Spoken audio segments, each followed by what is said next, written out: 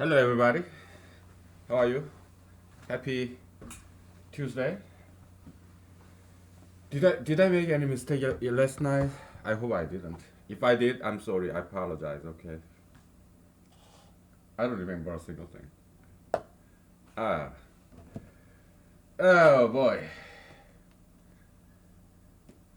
So uh, during my breaks, I nowadays what I read is this amateur mathematicians entry in Wikipedia.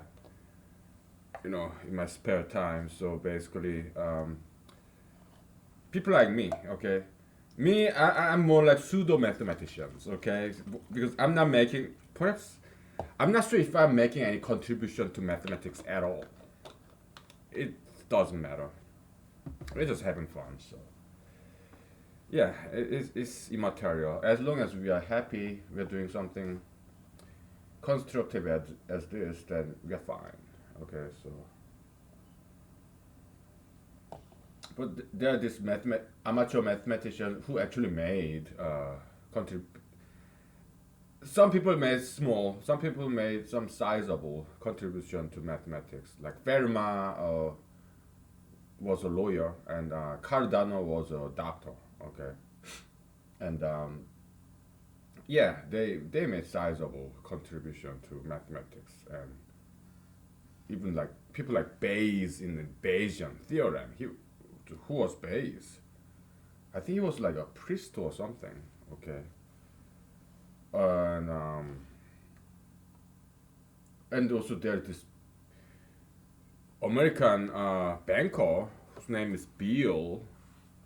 He had this Beal's conjecture in number theory, and because he's banker, he got some money, so nice guy. He donated his own money by now about $1 million, who either prove or disprove this Beal's conjecture, which is kind of generalized Fermat's theorem,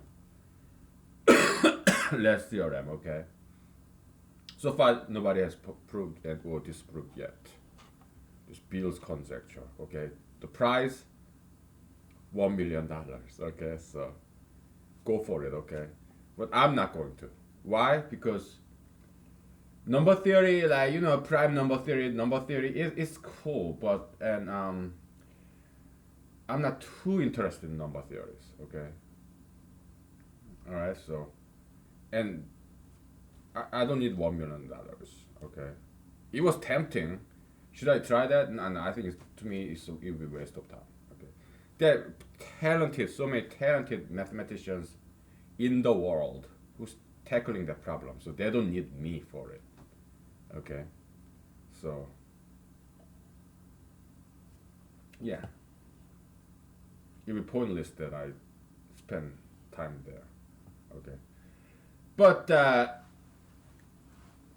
and then I read some other entries, and there's this American Marine veteran, this ex-Marine, who discovered a nice handy-dandy constant, irrational number, or even it could be even transcendental number. Yeah, you can using the all different theorems in number theory. Yeah, it's cool. Number theory is cool. You can prove that this particular number, kind of infinite number, you can prove that sometimes you can prove it's transcendental number. What is transcendental number? Number you cannot express with radicals or uh, fractions. Okay, rational number, it can go on forever, right?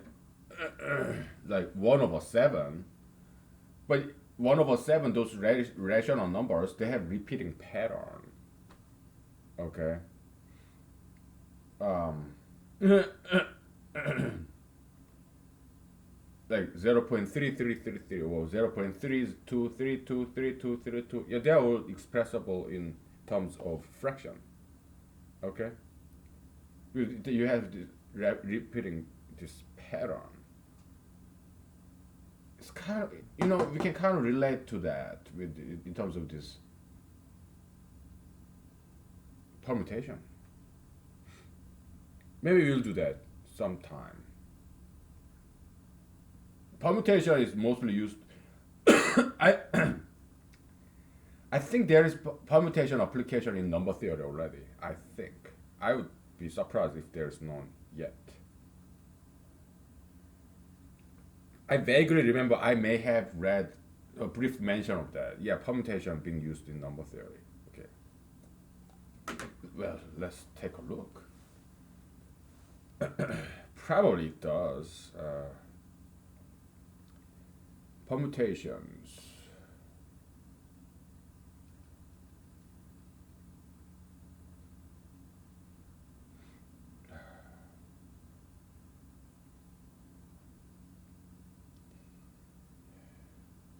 Let's just go to Wikipedia article about permutations.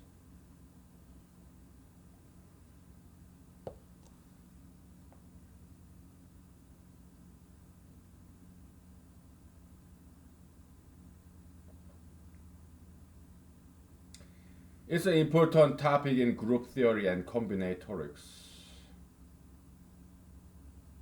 How about number theory?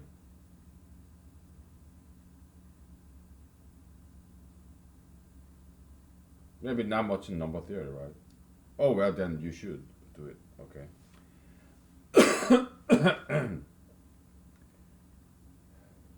Okay. Yeah. So the because we're gonna study and also we're gonna as we go along, as we study along the permutation. Okay. I mean, we already invented some at least some notation convention, brand new symbols, notation convention. So at least it's a pedagogical improvement. Okay, we are making small goodies here. Okay, as we go along, as we learn, we are discovering something new or creating something new, kinda. Okay, we are learning and teaching at the same time. Okay. So there are all these transcendental number like pi that cannot be expressed with square, like radicals or fractions, and people prove that shit. Okay, yeah. This pi, they are not expressible in terms of radicals or the fractions. Yeah, people prove that. Okay, so that's why they are not irrational numbers, but they are uh, transcendental numbers. Okay, so irrational numbers, they are like logarithm or radicals. Okay, or rational numbers. Okay, I mean real. Yeah, irrational numbers. Rational numbers are numbers expressible in terms of fraction. Fraction. Okay. Okay. Like 2/3, that kind of stuff. Okay.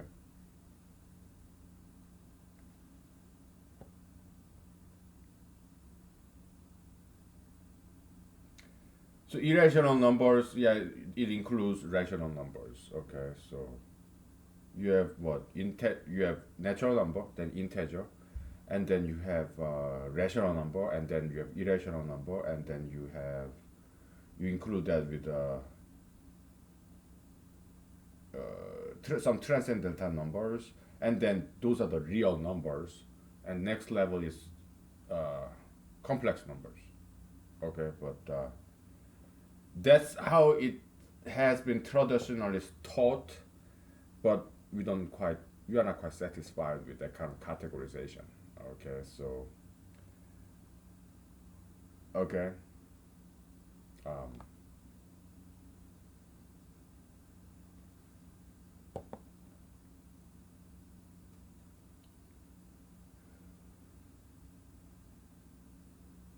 because we also define in humanological mathematics what is 1/0. We define that. What is 0/1? 0/0. We define that too. Okay, 0/0, any number. 1/0. Yeah, unit infinity. Okay, so yeah. Okay, so We do that shit. All right.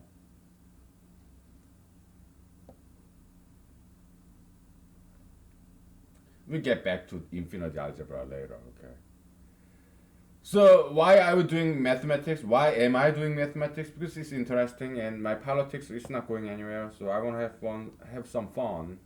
I'm kind of bored. If I'm not gonna be a politician, because my politics is going nowhere. Okay, let me have. So then my politics is no longer fun to me because it's not going anywhere. Okay, I want to be happy. I want to have fun. So yeah, let's do mathematics. It's free. It doesn't cost me anything. Well, I gotta buy these pens and these erasers every once in a while. I can afford that, right? And then why don't I go to like PhD mathematics, master mathematics? No. Then I will be hating mathematics. Actually, that's why I dropped out of graduate school. I was not doing mathematics. I was doing computational biology, but already there was too much mathematics. So I that's why, oh my goodness, too much math. So no thanks. Okay. So yeah, if I go to mathematics PhD program, I probably drop out in like 2 years. Okay. Because it's just too much. Okay. So yeah, I'd rather just be an amateur mathematician. Okay. Because I like it, but I don't want to do it over. I don't want to overdo it. I don't like mathematics that much. Okay, so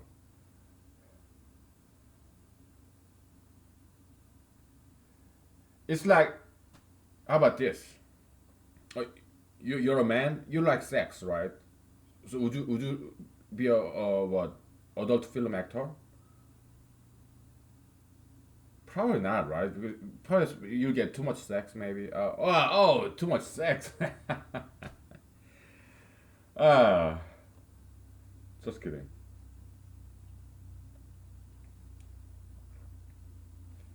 I mean, there are all different reasons that not everybody wanna be an adult film actor. Well, there's risk of STD, and then there's this social status issue, and reputational issue, all the other stuff. Okay, but yeah. Anyways, um, so yeah, so there's this Marine veteran, ex-Marine veteran. He was working. I think he only graduated from high school. I think he later on went to university later on. But his when he discovered this number, it's a constant, probably transcendental or yeah, most likely transcendental number, right? This 0.18 blah blah blah blah. Okay, he found this number using this infinite series, like sigma infinite series of something like minus k minus 1 to the kth and something like k to the whatever. Okay, using power and fraction or whatever. Okay, so and that number, that power series, infinite power series, infinite series, sigma series, like a plus b plus c plus c, that kind of sigma. Yeah, it converges to this number 0.18 something something something. Okay, and that's cool. That's really cool. It's not easy to find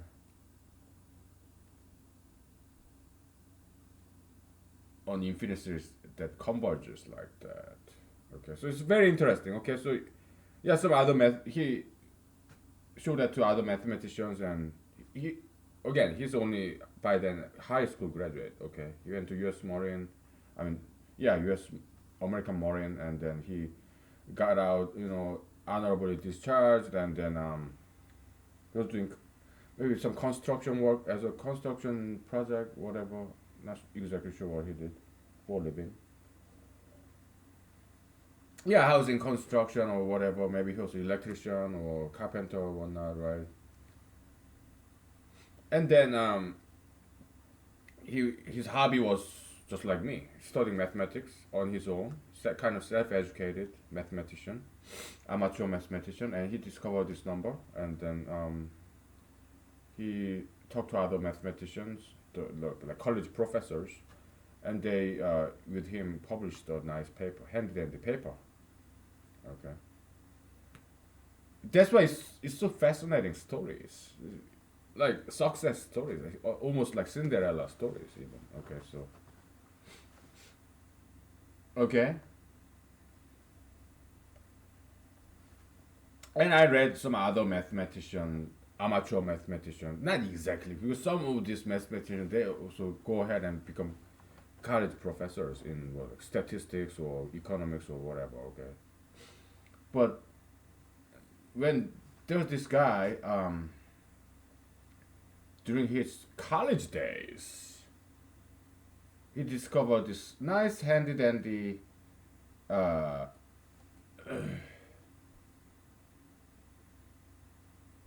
constant. Okay, it's like this. I mean, it's like very smart and also very easy. 0 point, you have 1, 2, 3, 4, 5, 6, 7, 8, 9, 10, 11, 12. It goes like that. Oh my goodness. It was like, it's such an easy number. It's a constant. And also, it's irrational number and possibly transcendental number. Okay, so smart. And he discovered this. I think he went ahead become getting PhD. Some like in economics or statistics or biology or whatever, right? But he discovered this and he did some research on this during, when he was undergrad, college student. Okay, so and then this some like Hungarian mathematician who's very he loves to travel. Uh, I think he passed away like a decade ago or so. But Erdos, Professor Erdos, okay, he loved to travel, so he would just go around the world and give lectures and whatnot. Okay, the kind of transcendental or irrational number, probably most likely transcendental number, right? Then he discovered is like again easy 0.2, 3, 5, 7, 11, 13, 17. Yeah, prime number, right? I'm sure they converge. Why? Or not? I mean, first of all, what is convergence? To if it does not go to infinity or negative infinity, it also if it does not like oscillate like between +1 and -1, if it doesn't oscillate, it doesn't. If it doesn't go to infinity, then yeah, it converges. Okay. Yeah, so this number probably converges, both of them. I mean, it's not oscillate, is it? I don't think so. So, or do you think this is what expressible with some radicals and operation of radicals? Maybe, but most likely they're transcendental. They're not expressible in terms of radicals or fractions. Most likely, okay. So, okay, yeah, all these people from all different walks of life, they discover this brand new constants, and I think that's a very beautiful thing. Very cool. Okay, and then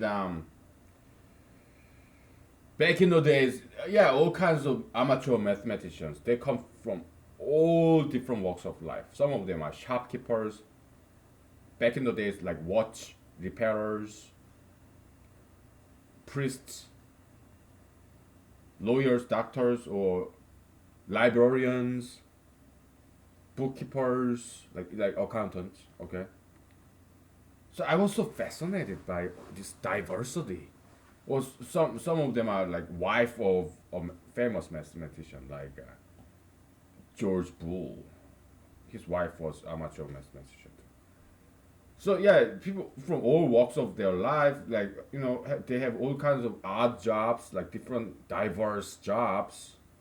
They're not mathematics college professors, but on their in their own spare time, their full time job is a construction worker or whatever their full time job is. Okay, librarian, bookkeeper, all walks of life, and they study mathematics as a hobby, and they all made small or big contributions to mathematics. Okay, I think it's a very beautiful thing. Also, these college professors who pay attention to those small guys, I think that's a very beautiful thing too. Even name these numbers, constants that they discover after their names, small guys' names. Yeah, that's a very beautiful thing, very humane thing of these college professors. They're busy. Mathematics professors. I'm sure they're busy, but they have their PhD candidates, their students, lectures, exams. They have to write papers. I know all about it. I know all about it because I was in graduate school too. Okay, so, but they still, donate their time to pay attention to the small guys who are carpenters, who are electricians, or who are just marine veterans, or who are bookkeepers, librarians. Okay, hey, look at me, professor. Look what I found, and they pay attention, even though they are not their students, or they are not even students in this university, in their universities, but they still have find time to read what they did, and that's a very humane thing. Okay, so I have deep appreciation on both academia and non-academia. I do. Okay, it's beautiful. Yeah, two disparate worlds coming together to discover something very beautiful. Okay, so all right, so that's that. Okay, so just wanna share with you what I learned and uh permutation. Okay, so original, we have original, like 1, 2, 3, right? And we are shifting to the right, and we can we find two more. Okay, we're shifting to the right direction once, and to the right direction the second time. Okay, and rotating it. Okay, then yeah, you will find two more. Now, going to the other direction. Okay, 2, 3, 1, going to the left one more time. Yeah, 3, 1, 2, because it wraps around. Okay, in a circle. So we found two more. We do it one more time, and it becomes itself, right?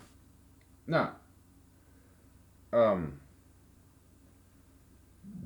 so we have 1, 2, 3, but funny thing is, this guy and this guy, they're the same. Okay, if you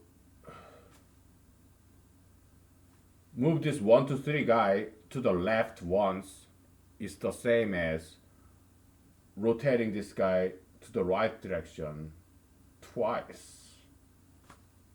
Okay, so we are not quite discovering anything new by rotation. Okay, rotating to the left or to the right, yeah, it's just different ordering, but we discover the same kind of uh, Permian, Permian. Okay, permutation is, we're not gonna. Yeah, I mean, traditionally in group theory they call this each of them permutation, but we are not gonna call it that, because permutation is a function that takes in a function and that takes in a permian, and you apply the two things and you swap things around and then you give out another function. That's permutation function. Okay, so permian, okay.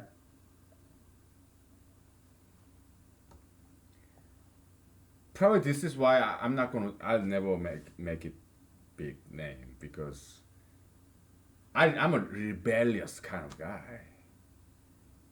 All these mathematicians for hundreds of years they have this convention of calling each of these permutation. No, sorry, we're not gonna call this permutation. I'm gonna come up with a brand new name. Okay, I'm gonna call them each of them fermion. Okay, so they may see me as arrogant and disrespectful. Oh well. They want me to obey the rules, established rules, and I'm telling them, well, with all due respect, Mr. Professors, I want to come up with my own rule and own convention, and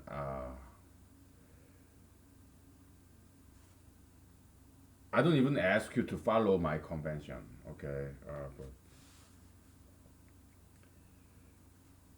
if you do, yeah, I'll appreciate that, okay? We're gonna take a break, okay?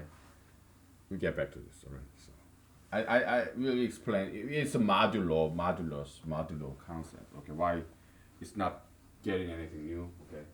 Either direction. We'll be back, okay?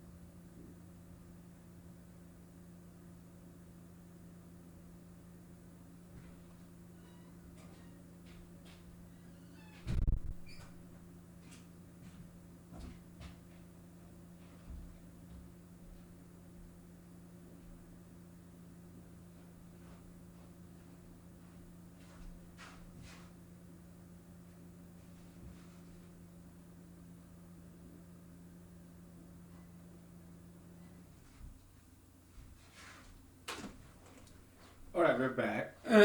Yeah, let's take a break from mathematics. How about that? Huh. I'll tell you something about me, how I grew up. Many parents, so many parents in the world, they fight all the time, right? It's like I watched this 24 TV series, and there's this couple, and his son says to his parents, "Guys, all you do is fighting." Yeah, all my friends, most of my friends are married. Okay, sometimes, so I watch them fight. Okay, so my friends, my parents. Okay, yeah, they will fight. Married couples. Okay, so it's like every single family in the world is dysfunctional. Okay, but it's still functional though. And they're functioning. They raise kids. Okay, they turn out alright. Okay, so yeah, fighting between couples is not uncommon. No, it's more like a norm. You have two different genders, male and female. Of course they fight because they're so different. Okay, and their personality different. First of all, their gender is different. Okay, so their genders are different. Personality, the opposite attracting each other. Of course, they are different. Okay, if they are married, right? So,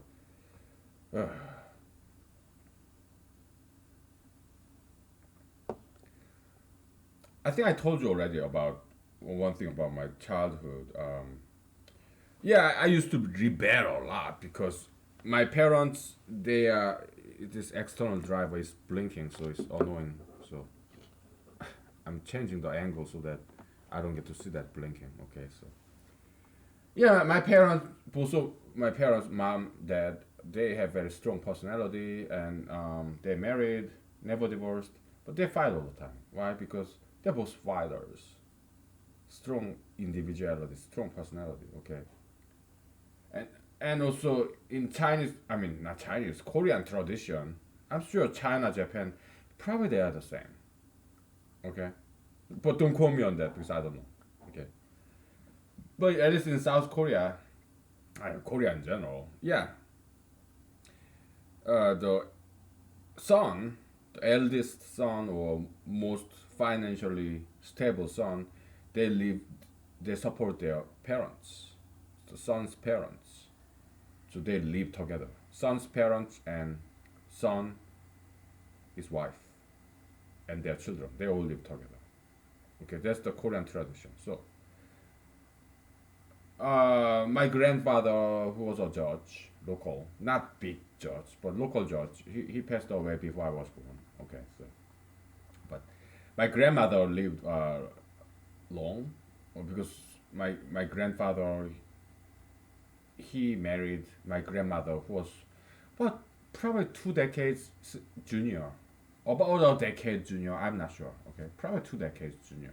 Okay, so my grandmother was my babysitter. Okay, so because she retired, she used to work, but she retired. Okay, I was born in '70s. Okay, so my grandmother, she went through Japanese colonization, World War I, World War II. Okay, we are talking about South Korea, so it's not Great Depression. That's America, right?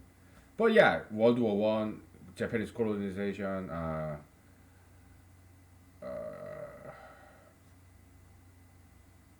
Second World War.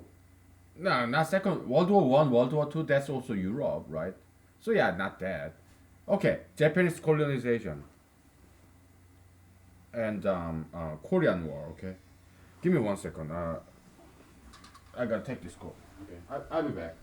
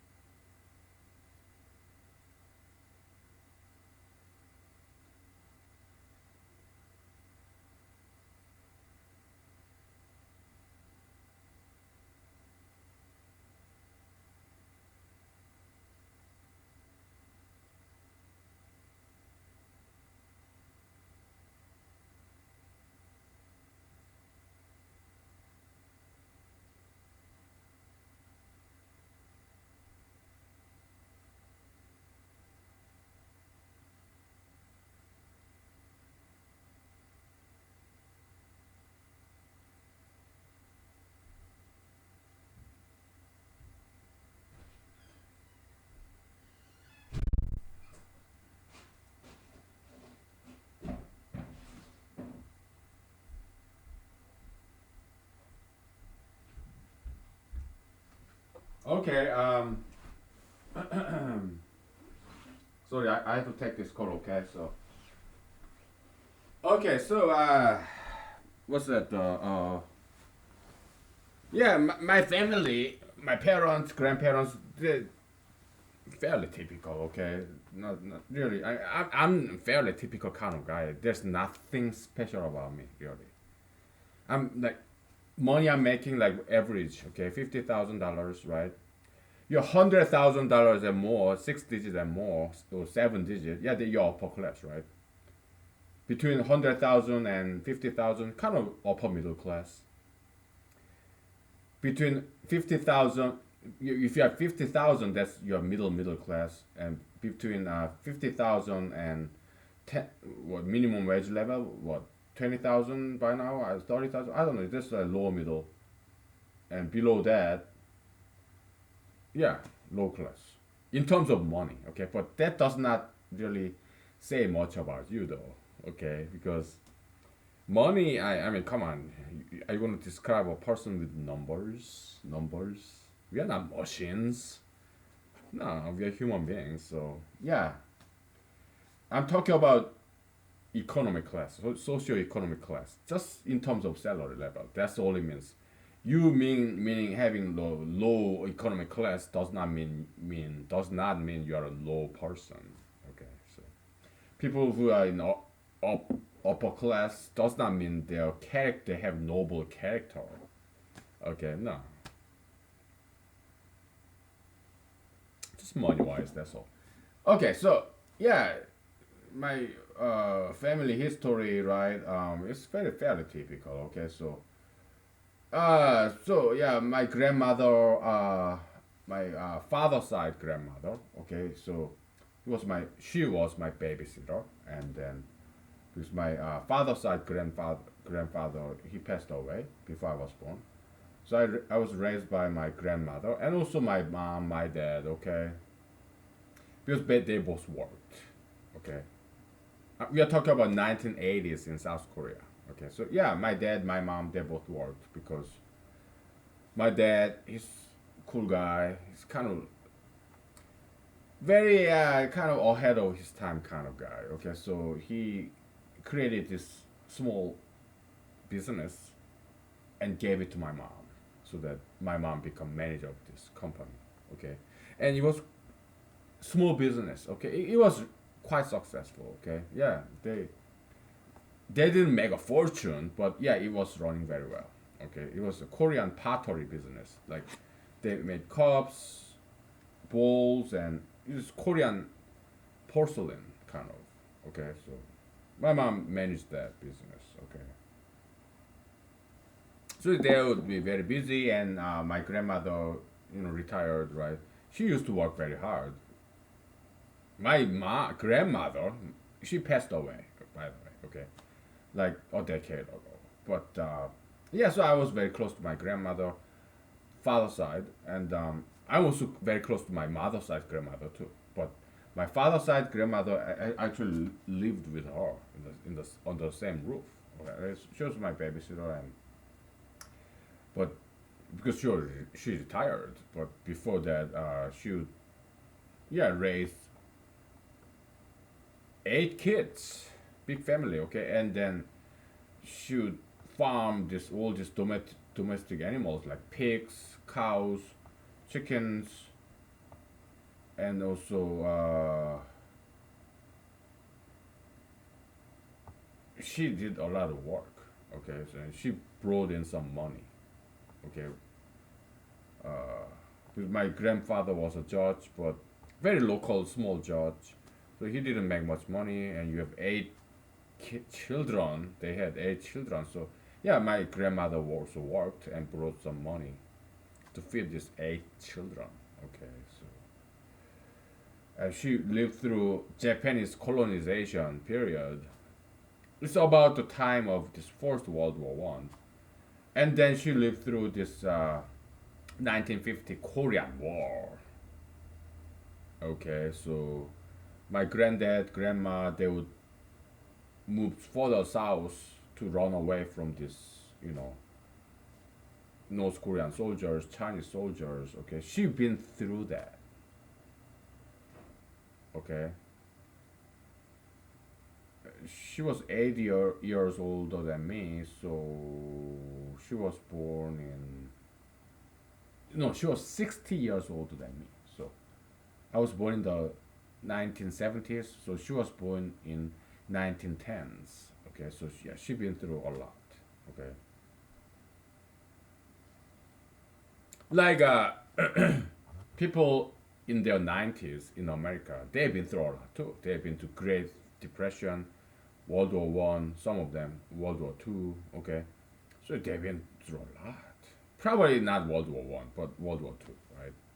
And Great Depression. Yeah, so they've been through a lot, and so yeah, they understand what's hard life is, the value of a dollar, value of hard work. They know how to survive, the value of labor. Yeah, they're like saints, you know.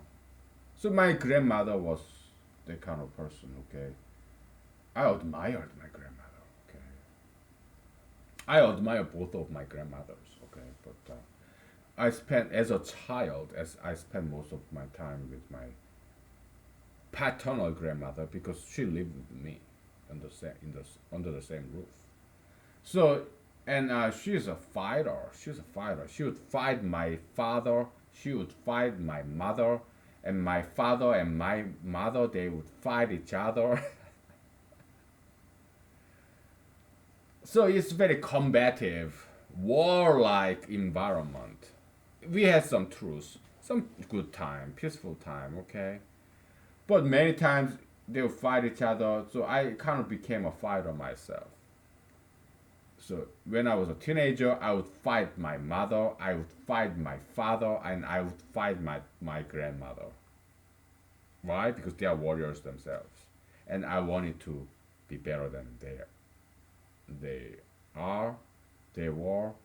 I wanted to defeat them, so that I become a better fighter. I'm talking about metaphysical fighting. We are not talking about martial arts. No, verbal metaphysical fighting. Okay. Yeah, like debating and whatever. Okay, so that's why I don't want to get married. Okay, because so yeah, I followed my parents, grandparents. So I'm kind of rebellious. If I have children, they will rebel against me because they will just like me. So I don't want to relive that.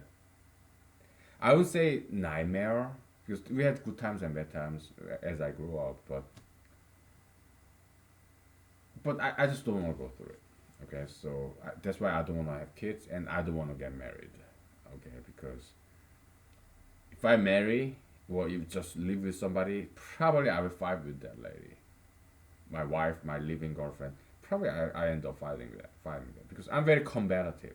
Okay, because it's just me. Okay, and psychologists, they would say, "Oh, childhood trauma. You had this trauma, childhood, your heart, this childhood mental injury. That's why you're afraid to get married. You have some phobia caused by this childhood trauma experience." No, you know, psychology is so demeaning. They want to see me as somebody very weak, injured animal. Fuck you, asshole. You know, psychology is so demeaning, insulting, and so mean. I mean, they want to characterize me as some injured animal, somebody very weak.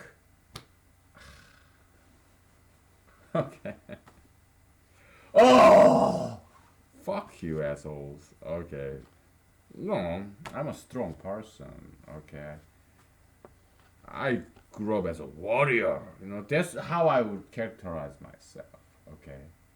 Rather than this traumatized, injured animal. No, I grew up as a warrior. Okay, so and if you're a martial artist, yeah, you get beat up sometimes, but sometimes other times you beat up other your opponents too.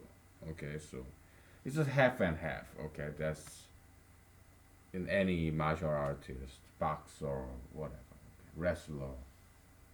Okay, yeah, it just strengthens you. Okay, so yeah, but yeah, psychology. They just don't get it. Okay, oh, child abuse. Oh, childhood trauma. Bad. No, they don't get it. Okay, humanology. Yeah, we know what pain is, and we know pain strengthens a person. Yeah, like secular wisdom, what doesn't kill you makes you stronger, right? Yeah, it's discipline. Okay, and look at me. Okay, I grew up in this combative, warlike, militant kind of household, and what do I do? I fight because I'm used to fight. I love fighting. Okay, so I fight gayism, tattoo piercism, sugar fetishism, plastic surgeryism, ultra interracialism, all these evil ideologies. I identify it and I fucking fight it. Okay, I don't fight people. I fight ideologies. But people who just grew up in this what nice family, this peaceful family, yeah, they observe evil ideologies, mainstream majoritarian, tattoo piercism, sugar fetishism, what gayism, LGBT, whatever, all this marijuanaism. They absorb those evil ideologies like fucking sponge because they don't know how to fight. They don't want to fight. Majority, these big Goliathan ideologies, these evil ideologies, gayism, tattoo piercism, marijuanaism, drugism, criminalism. Criminalism isn't quite majoritarian yet, but it could be in the future if you are not very careful. Okay, so or this illegalism, illegal immigrationism, this marijuanaism, tattoo piercism, sugar fetishism, they absorb it like sponge because they don't know how to fight. They are not used to fight. They don't like fighting. They are not used to it. They are too weak to fight. So if you grow up in a very peaceful household, most likely you have tattoos and piercings and you smoke marijuana. You probably you're gay, right? And all you do plastic surgery if you grow up in very nice, peaceful family because you don't know how to fight. You don't fight. You just agree. You're just peaceful with this majoritarian fucking evil mainstream ideologies like tattoo piercing, sugar fetishism, obesity, plastic surgery. You have marijuana, this vaping, and all those horrendous things. You just probably do it, right? Because you don't want to fight those evil ideologies, this majoritarian mainstream thing. Just go along. You're not used to fighting. You want to be peaceful. You want to make peace with the majority, the peer pressure. You just give in, right? Is it a good thing? No, it's a horrible thing. You think what your family is so perfect, huh? Your parents never once fight. Uh, it may not be a very good thing. Okay, so okay, because you may grow up very weak. I don't know. Maybe parents who never fought, maybe they're good parents. Okay, maybe they know how to discipline their children without themselves fighting. Maybe they make their children do push-ups and sit-ups and run. Maybe. I don't know. I never married. Okay. I don't know. All I'm saying is, if you have some bad experience as a child, that's a good thing. Okay. Psychologists, what they want you to do, yeah, make excuse. Oh, I had this childhood trauma, so I'm weak. I'm injured animal. So, yeah, I'm gonna depend on what social security, government dependence, assistance. I cannot work because I have this childhood trauma in this brain. I cannot work. I have mental disease. Okay, so yeah, give me the money. Social security. Okay, I'm disabled. That's what psychologists want you to do.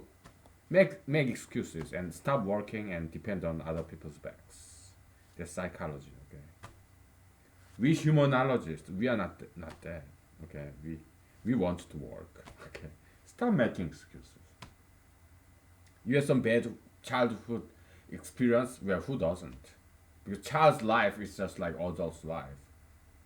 They're good children, bad children, and we go through shit even as a child because things happen. Okay, yeah. So what? We deal with it. Okay, yeah.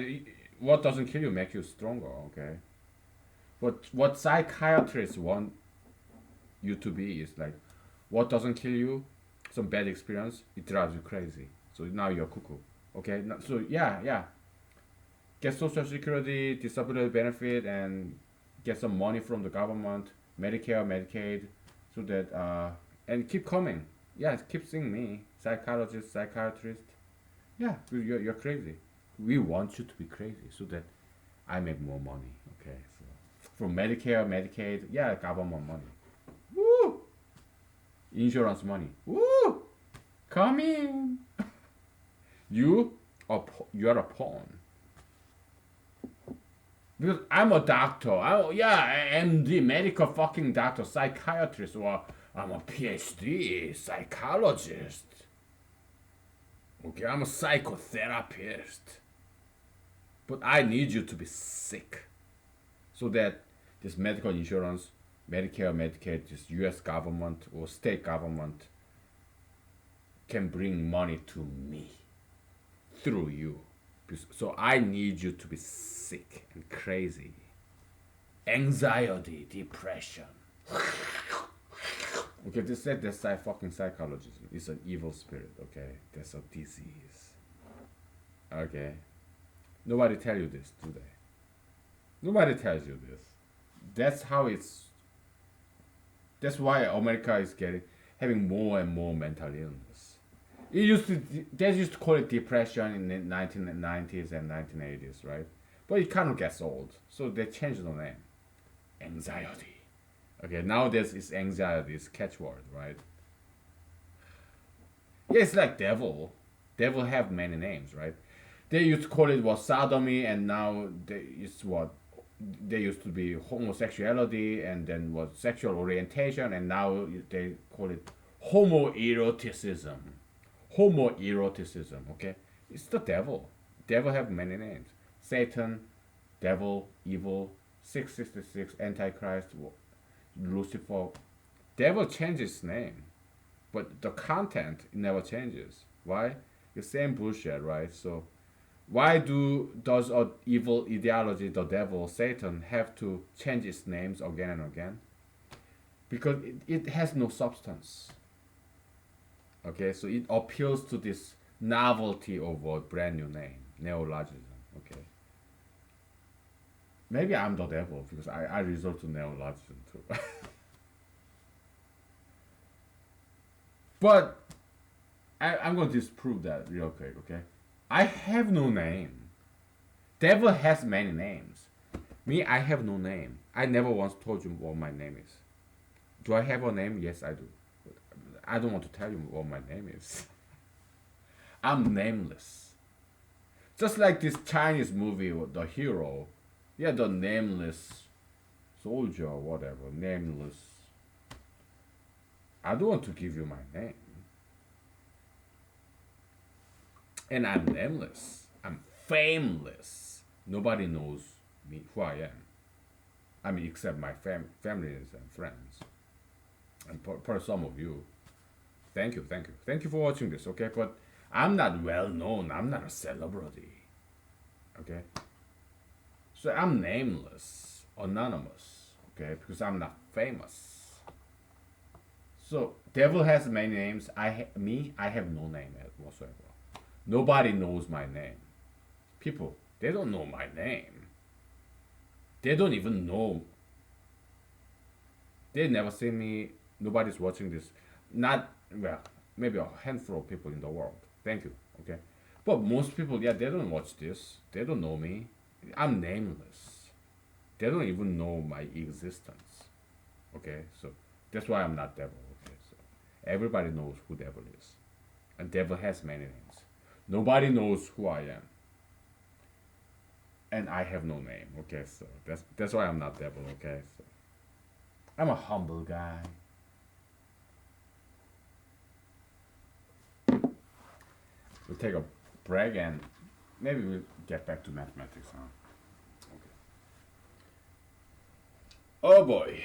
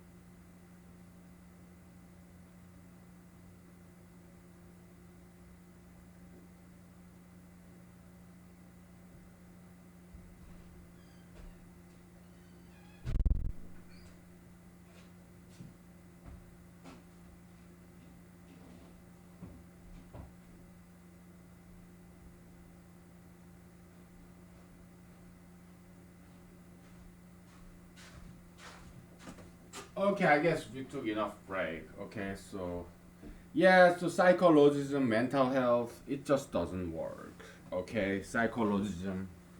So I'm kind of ambitious in that.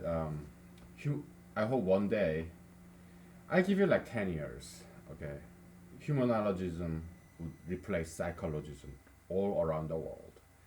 It may be 10 years. It may take 20 years. I don't know. It may take longer than that. I don't know. Okay, but it should happen one day. Okay, during my lifetime or after I'm dead. Okay. because psychologism it just doesn't work. Okay, it's like because they want you to be sick. They make you sicker. Okay. Oh, you have anxiety. You have depression. Oh yeah, take this prescription drugs. It's legal, but it's legalized opium. Okay, that's what it is. Just like legalized marijuana. Okay. So it's worse than tobacco and alcohol. Okay, so that's why we humanologists advocate for tobacco alcoholism. We call it Bacchusism. Okay, so it's safer drug than opioids, prescription drugs. Okay, those are a lot worse. Okay, so and yeah, and exercise and diet. That's so important. Okay, everybody should do that. Exercise and diet. No sugar fat. Okay. You want sugar fat? Get it from nuts and fruits. They're jam packed full of sugars and fat. Okay. And other good stuff. All right. So okay.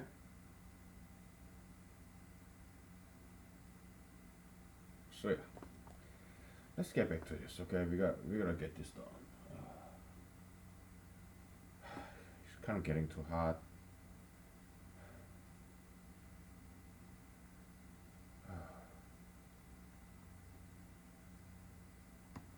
I'm kind of getting tired.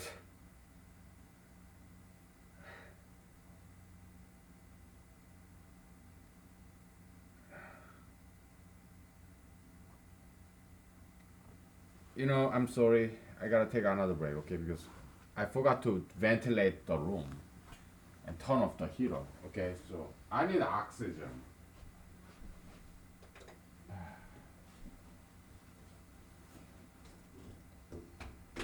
Oh,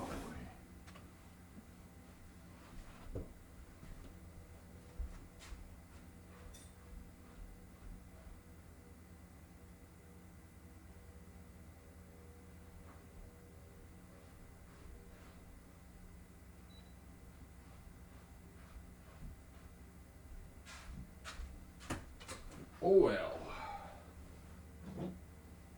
I get some sugar from my wine, okay?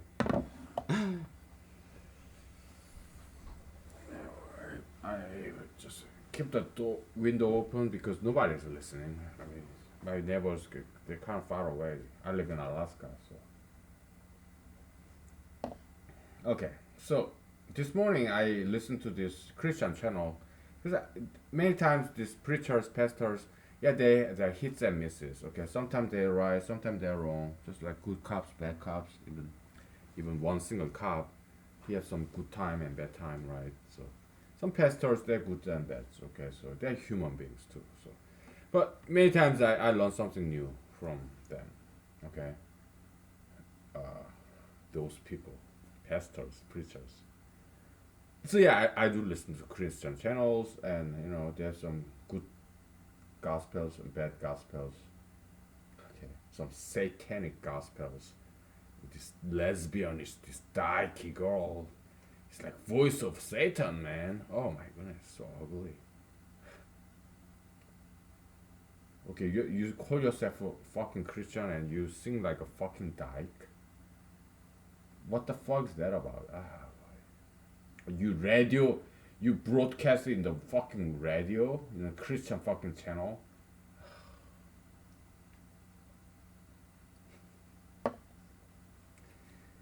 I told you I'm combative. Okay, I'm very militant, kind of like I have this fighter spirit in me, in my gene. Okay, that's how I grew up, and so I cannot live with somebody because I used to have roommates back in the days, or I used to live in an apartment complex. Yeah, with these neighbors, I used to fight with them all the time. Okay, but I never lived with a girlfriend. Okay, because if I'm in a relationship, if I'm in a relationship, they know that I'm a fighter. That I love to fight. I love to argue. So no, I'm not gonna live with you. No way. And I don't want to live with them either because I don't want to fight at home just like many of the married couple do. No. When I go to work, yeah, I fight enough. Okay, so when I'm home, I want to relax. I don't want to fight. Okay, so but if I live with somebody, probably I'll be fighting all the time. Okay, so no, forget it. That's why I'm alone in Alaska. Okay,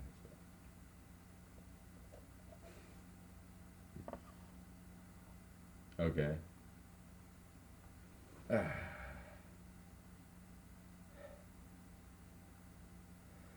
Let me shut the fuck up and do mathematics. Okay, so we have two kinds of rotation. Okay, right rotation and left rotation. Okay, it's like round robin. This merry-go-round. Okay, you shift to the right or shift to the left, and we realize that shifting left and shifting right, it gives you same kinds of fermions. Why do we call it fermion? Because fermion, because there's this Enrico Fermi, the chemist and physicist. They have this atom named after him. He's a Nobel Prize winner in chemistry, I think. Kind of Italian American chemist slash physicist. Who participated in a Manhattan Project, I think. University, Chicago or something, okay, or Princeton, whatever, okay. So yeah, fermion. It's kind of nice name, so we are kind of sound like that. Fermion, fermion, okay. Also, I love this song. What? Better man. Yeah, she can't find a better man. Better man, better man, better man. Okay. Better man. We can't find a better man. I better close that window, man, because I don't want anybody hearing this. Oh boy.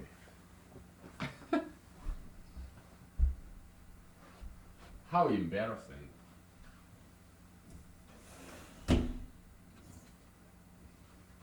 We're just having fun, okay? Oh boy.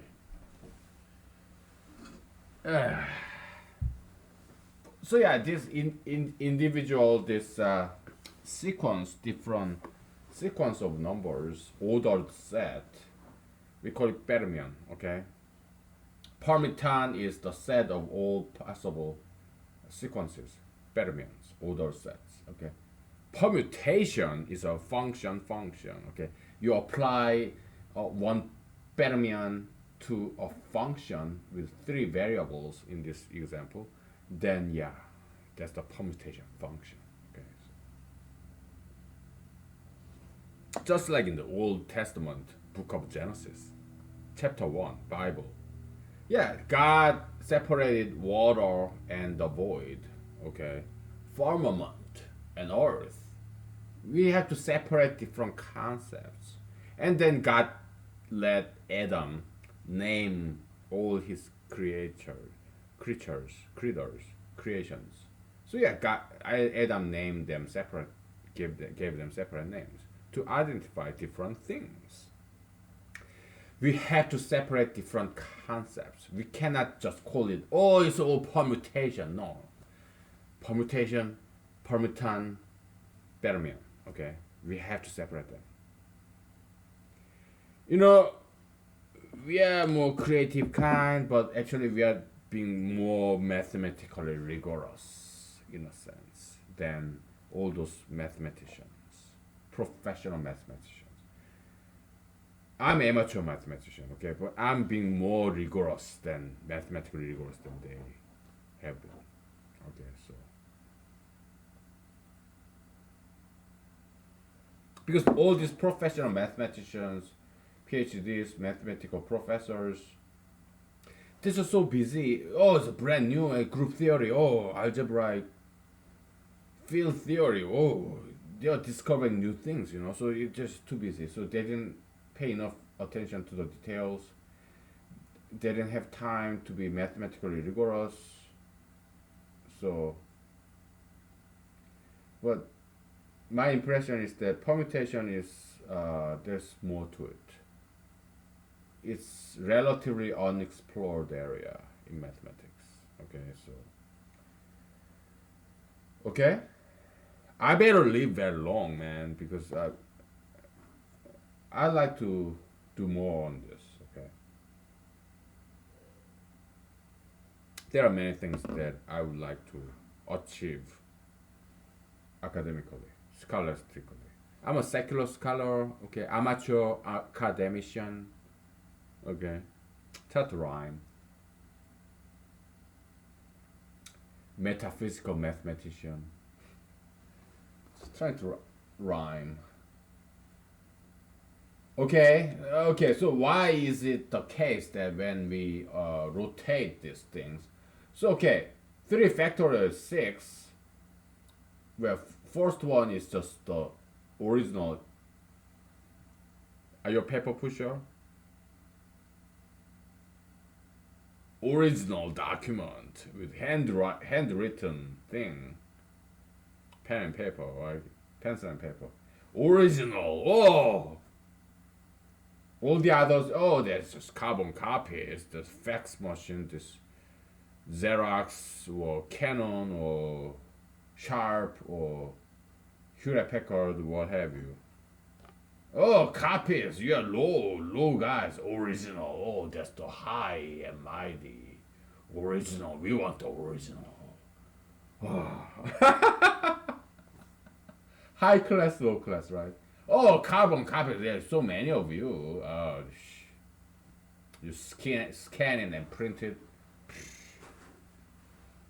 Original. There's only one and only one. It's like God. Oh, unique. Singular, one of a class, class of its own. Like it's like this one and only God, this monotheism, originalism. Oh,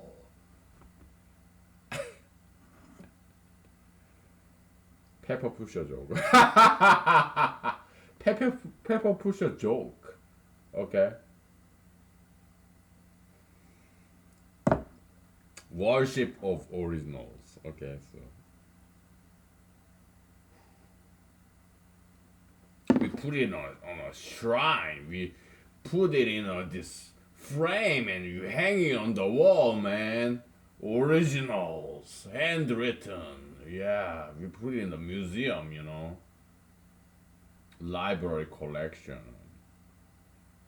Public library collection. Oh, pepper pusher joke, okay, so.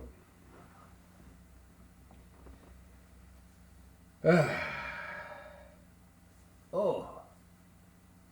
So yeah, we have original 1, 2, 3. Okay, so and there are 6 of them. Okay, I mean 6 fermions because there's 3 factorial, 3 times 2 times 1. Okay, so yeah, there's 6 of them. So original we have first, and by rotating it to the right, to the left, by shifting it in sequence, the most we can find is 2 more. Okay. What is 2? 3 minus 1. So probably all the fermions that you can find by rotation probably is just n minus 1. Okay.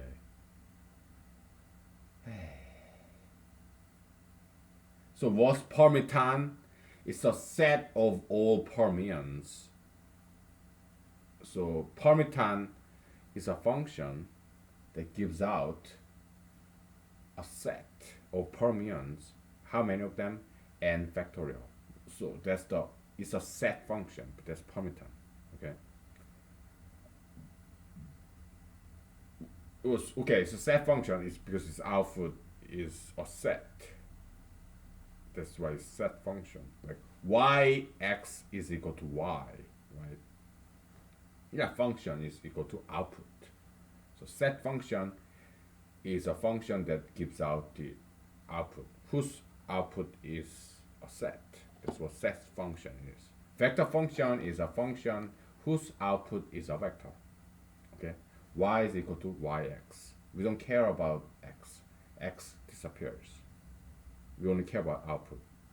So vector function is a function that gives out a vector. A set function is a function whose output is a set. Okay? Yx is equal to y. So the input disappears. Okay? We don't care about input. Okay? When we label a set, I mean, when we label a, when we refer to when we label a function. Okay? So y of x is y. Okay? X disappears. So Parmesan is a function, it's a set function. Then what is an input? It's a single positive integer, natural number. Okay. Yeah, n, Okay. So Parmesan, you have n, right, as an input. Then you have one. The very first fermion of this Parmesan set is from 1, 2, all the way to n. Okay, so what is a fermion? It's an ordered set of natural numbers. It's a natural vector. Okay, positive integer. There's no repetition allowed. Okay, so 1, 2, 3. It's not 1, 2, 2, 3. Just 1, 2, 3. Okay, that's a fermion. It's an ordered set of natural numbers from 1 to n. That's what fermion is. It's a vector, natural vector. An ordered set whose individual element is a natural number, positive integer. Okay. In human-analytical mathematics, the definition of natural number set is positive integers. 0 is not a natural number. Okay. Because 0 is a very special number. Okay. So there's negative natural number, positive natural number, and 0. We have to divide those three things because 0 is a very special number. It gets special treatment.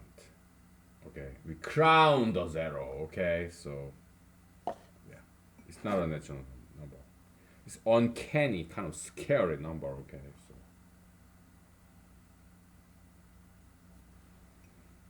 So okay.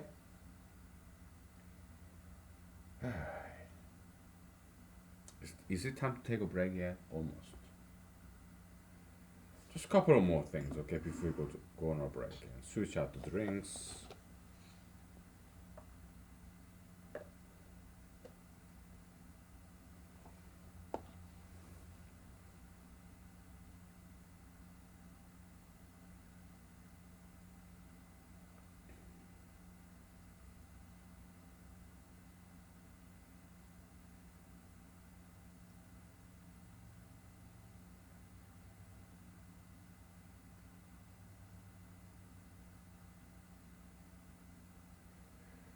So yeah,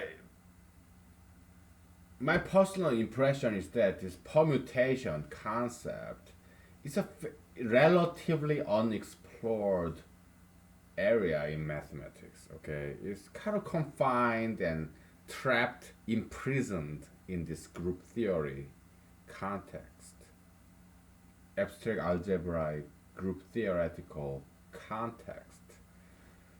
But I think we need to explore more about this permutation, and we should apply this to other area in mathematics and also physics and chemistry, biology, whatever, even in humanology. Okay, because I think it's a very fertile ground that has been undervalued. Okay, so if you are a stockbroker or stock trader, yeah, you try to find this company that has been undervalued. It has great potential. It's promising company with wonderful product that has not been appreciated very much. So you are discovering this company, unknown company, and you invest it, you advertise it, you spread rumors, okay? Because you think it's very undervalued stock. and when the stock price go up, you sell it and you make profit. Okay, I think permutation is one of those things, undervalued mathematical concept with great potential that has not been quite known yet, discovered yet. Okay, so that's why we are investing time on this permutation thing. Okay, we're gonna take a break. Okay, when we get back to this. Okay, we are humanologists. Okay, we know everything. All right, so we can cross pollinate metaphysically. Okay, we can do all that shit to create brand new whatever. Okay, but don't be a ultra interracialist. Okay, ultra interracialism is a toxic ideology because you have white race, ethnic race mixed together become ethnic race. White race wiped out. What's a white race? Blonde, red hair, brunette, blue eyes, green eyes, white skin, pink skin, orange skin, whatever, right? That's white race, Caucasian race. But ethnic man married this beautiful young white girl, their children will be just brown. Black hair, brown eyes. Okay, so white race. The diversity within white race, Caucasian race, is wiped out. All this colorfulness of brown eyes, green eyes, blue eyes, white skin, pink skin, orange skin, brunette, blonde hair, red hair, black hair, brown hair, Caucasian race have all this diversity of colorfulness. But when I, a brown guy, ethnic man, non-white man, marry a beautiful young white girl, our children will be just brown eyes, brown skin, and black hair. Okay, so white Caucasian, this microcosmos of colorfulness in within this Caucasian race is erased. That's why ultra interracialism is satanic. Okay, so don't be that guy. Okay, take a break, right?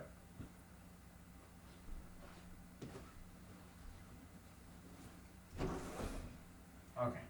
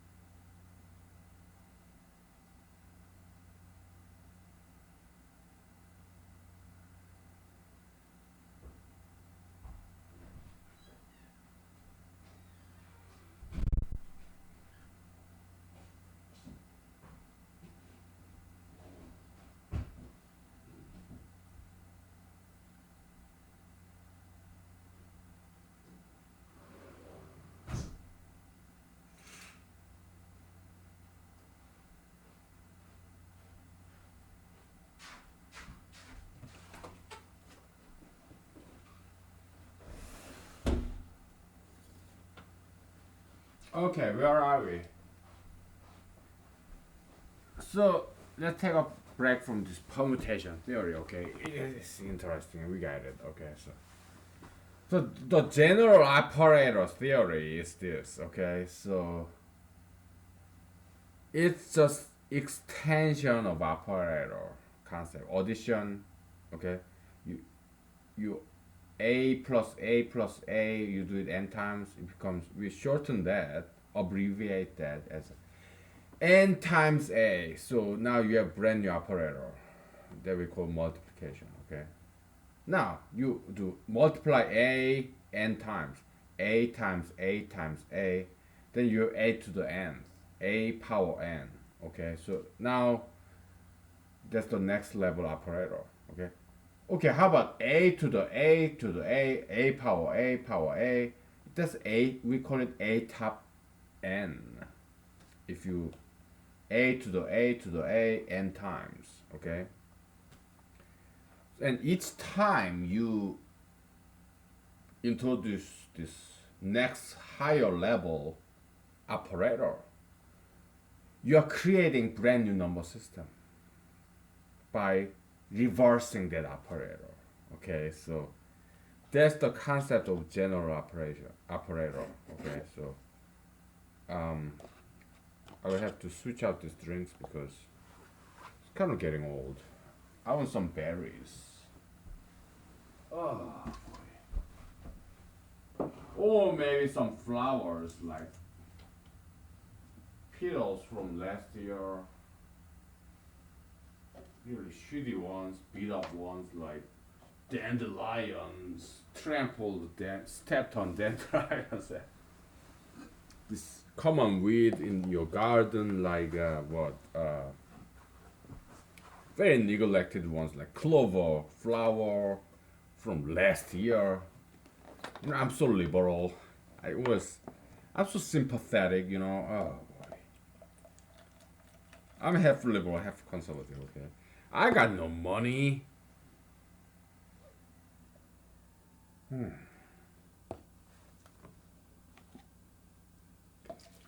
Let's give them some love. Let's give them some vodka. Okay. So, oh boy. We have about 1 hour and 20 minutes left. That's good enough. After that, we call it a day, okay? Because we'll never get through this.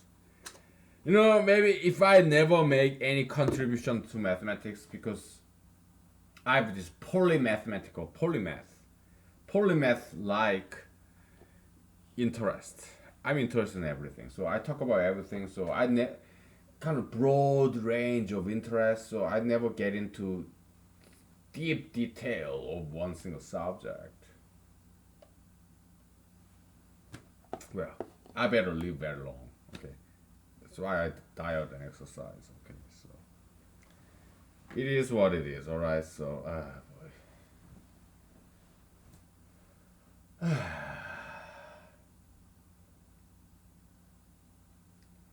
So why is it that if we rotate these things instead of, so in this permutation, okay, permutation world, you can rotate this, okay, like shift to the left, to the right. It's always one dimensional.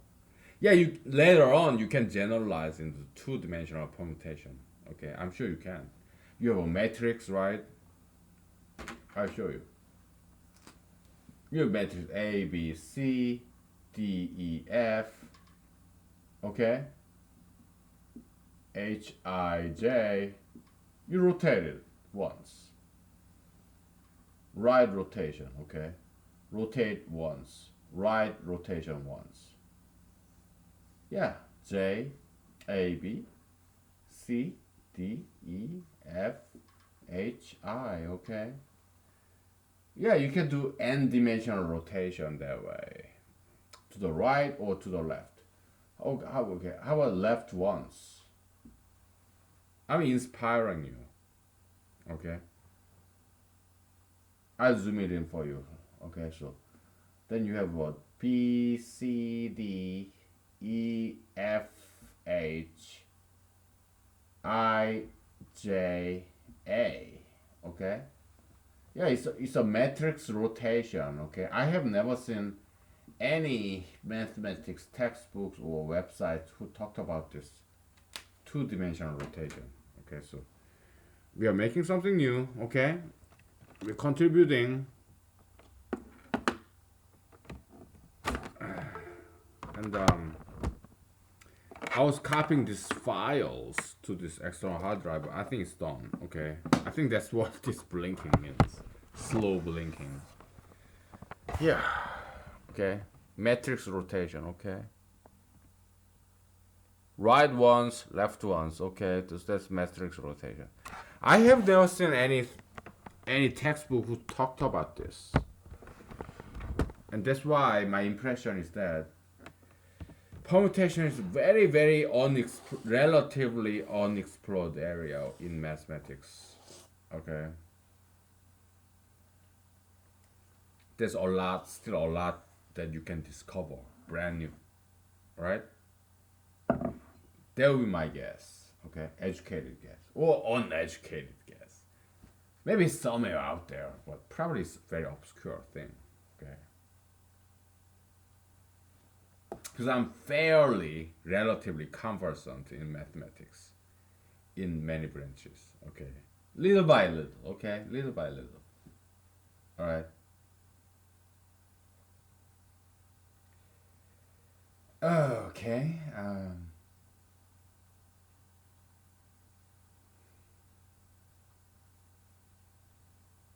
So why? Okay, there are two ways. We are only doing one-dimensional permutation. Okay, and you can have two-dimensional permutation.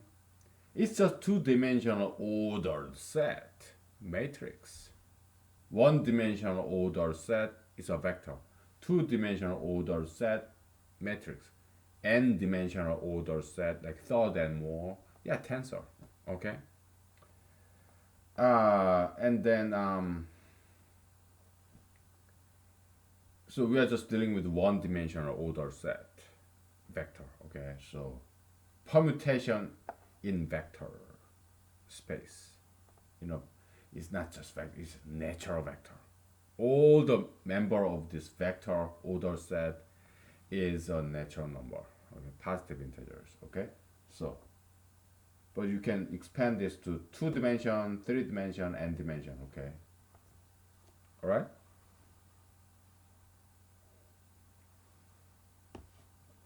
It's been always true. We are unlocking the truth that has always existed in the universe. That's how mathematics always is. It's not creating, no, it's discovering what God created since the beginning of the time, before the beginning of the time, the truth, eternal truth, mathematical truth. Okay, something very cool, something very beautiful. Okay, okay. So yeah, why was I talking about these pastors? That I heard in the radio today, earlier this morning, before went to work. Yeah, he talked about Abraham. Okay, so God promised Abraham, "Hey, leave your family, leave your parents, and go to this. Leave your neighborhood, you leave your hometown, and go out there in the desert, and I give you a brand new land." It's Abraham, and also Moses. Yeah, yeah, comfortable home in Egypt, Egyptian palace, because Moses was adopted son in this Egyptian Pharaoh dynasty, right? Moses. Yeah, hey Moses, I'm God. Yeah, get out there, go out to the desert. Okay, I give you a brand new land, a land of promise, the land of milk and honey, Canaan. Okay, it's a Bible is very repetitious, recursive, repeating theme. You go out on a limb. Okay, you get out of your comfort zone. You broaden your horizon. You expand your horizon in secular language. Okay, yeah. I mean Jesus. Yeah, I think would have been just okay as a carpenter's son, inheriting his father Joseph's biological father's carpentry business. But God once called Jesus and, hey, go to this desert, dry land.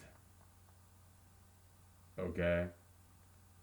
Or, yeah, John the Baptist. Yeah, go to the desert, dry land where there's nobody. Okay? So, I kind of try to imitate that. That's why I came to Alaska. Yeah, we have in Alaska we have good universities. Okay, Alaska University of Alaska Fairbanks, Pacific Alaska Pacific University or University of Alaska Fairbanks. Okay, we have good university system here, but relatively, it's not Harvard or Yale or Stanford here. Okay, so it's kind of dry desert land where there is kind of dry. There's nothing here. Okay, so. I guess I try to imitate Abraham, Moses, Jesus. Okay, I'm like wannabe. Okay, like underdog. Imitator, fake. Okay, that's one of the reasons I came here. Okay, so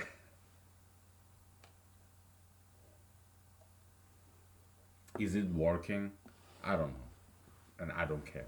I'm having fun, right? So okay, so yeah, we'll do first one-dimensional thing as opposed to this two or n-dimensional thing. Okay, so one step at a time, one baby step at a time. Okay, so why is it the case when we do rotation, right rotation or left rotation, we don't come up with brand new, we come up with n minus 1 fermion, but whether we do right rotation, left rotation, we discover the same set, unordered set of fermions. Why is that the case? Let's prove that shit. Okay, so at least conceptually. Okay.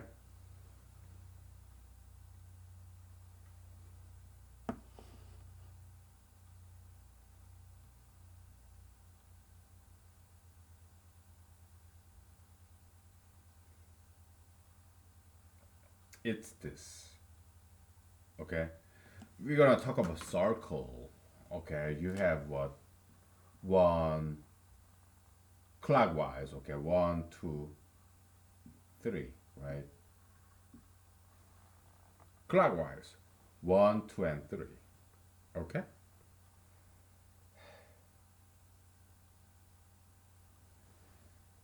So a fermion, okay, on a clockwise fermion because it's circular. So we better start using circle instead of this straight line. Okay, because in the Greek geometry, okay, there are two things: circle or straight line. That's it. It's like dualism. Is it circle or is it straight line? Or you talk about parabola, hyperbola. They came from circle and straight line. Circle and straight line. Why? Because it's a conic section. It's this circle. Okay, you have this circle, horizontal circle, that's going up, straight line. You have concentric circle that's getting smaller and smaller and smaller. That's conic section, cone. Okay? It's a circle, okay? Oh boy. Conic section like parabola, hyperbola, okay, with this cone, okay? It's this. It's a combination, different combination of circle and straight line. That's all you need. It's like you have what? So many molecules, metals, colors, right? All the geometric figures can be reduced. It's reduction. can be reduced to some kind of combination of a perfect circle and straight line. Straight line. There's two geometric elements, circle and straight line. Okay, just like what you have, what 200 and some or 100 and some atoms, right? But you can reduce them into three elements: proton, neutron, electron.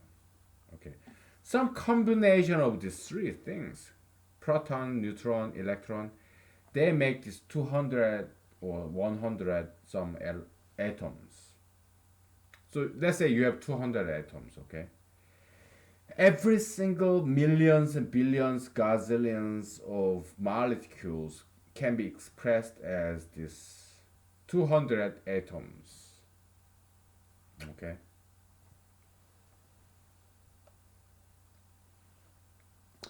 Colors. You have infinite number of colors like red, purple, green, orange, yellow, blue. Infinite number of spectrum, infinite number of colors. They can be reduced into combination of three colors: RGB, red, blue, RGB, red, green, blue. Okay, in a light world, but in the color painting world is RYB, red, yellow, blue.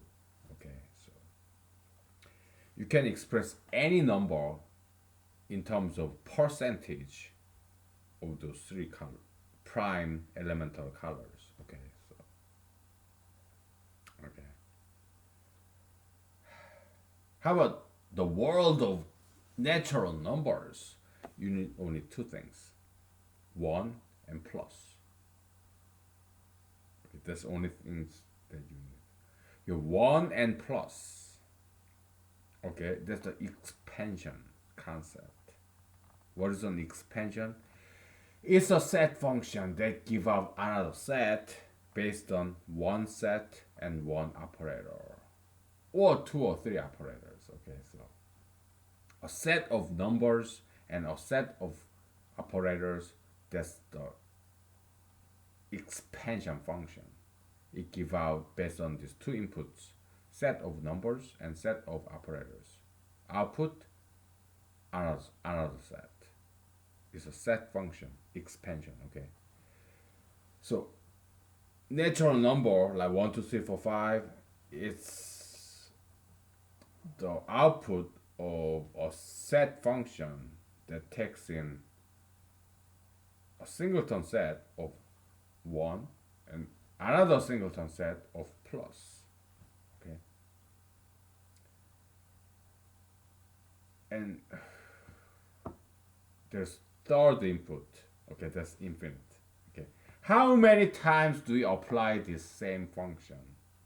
Okay, it's this circle. Okay, this composite function. Okay, this, how many times do you apply the same function recursively? Okay, so we talked about this. Okay, so E is an expansion function. Okay,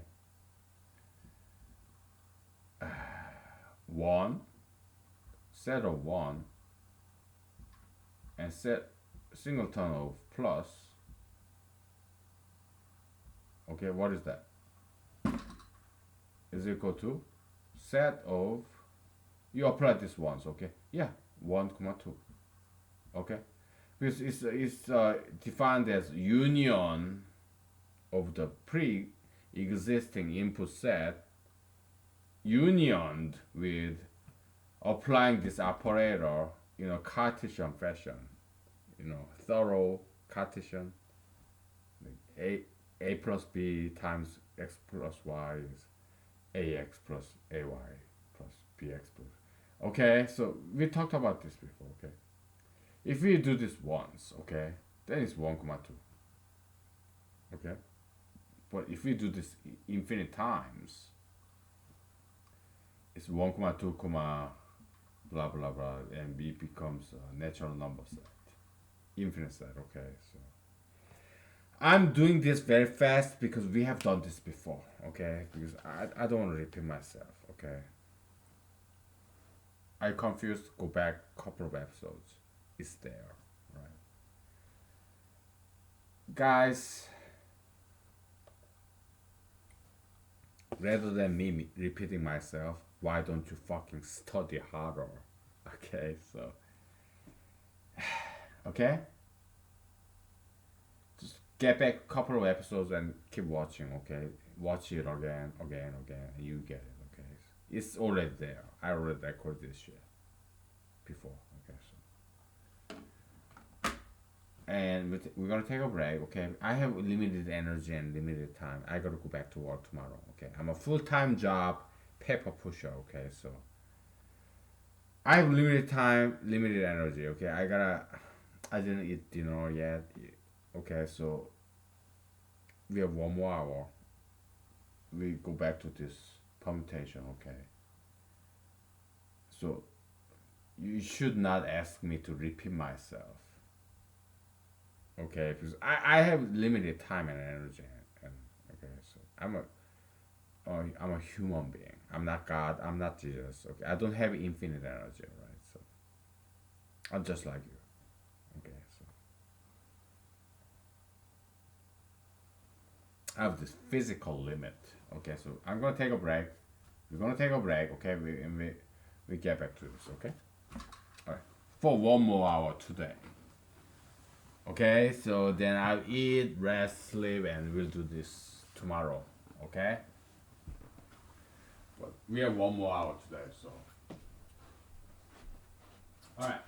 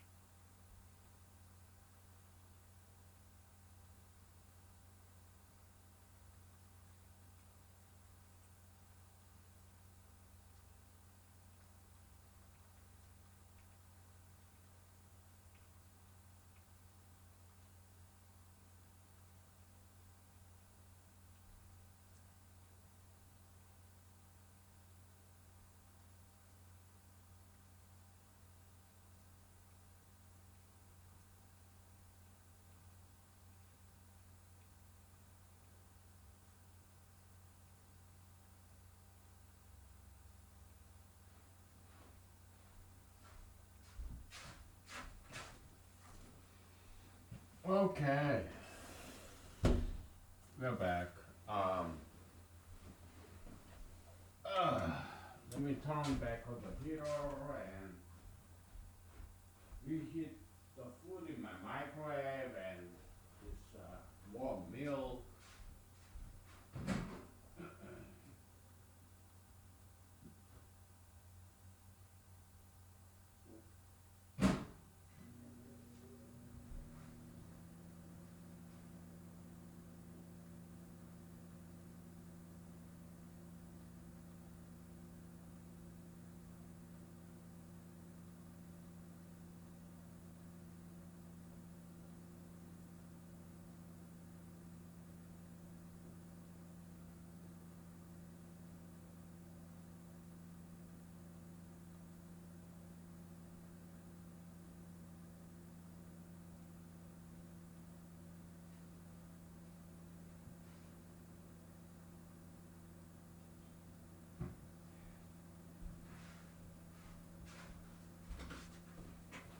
Okay, so let's try to prove this thing. Okay, so at least conceptually, probably will not do mathematical rigorous this sentence by sentence, word by word proof, but conceptual understanding of why if we rotate this to the right or clockwise or left, counterclockwise, why they give us the same set of fermions, same permittance, okay? Why is that the case?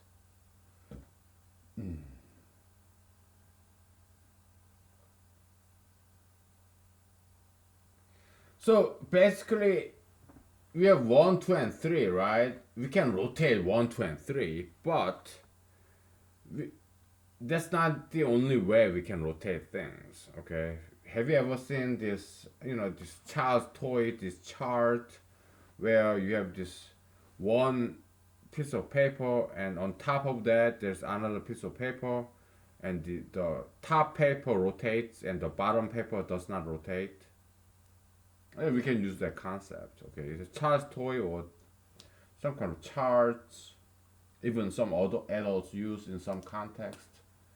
So maybe we just leave this 1, 2, and 3 alone, but variate the starting point and ending point. Okay, so well, we can erase all this shit. Okay, so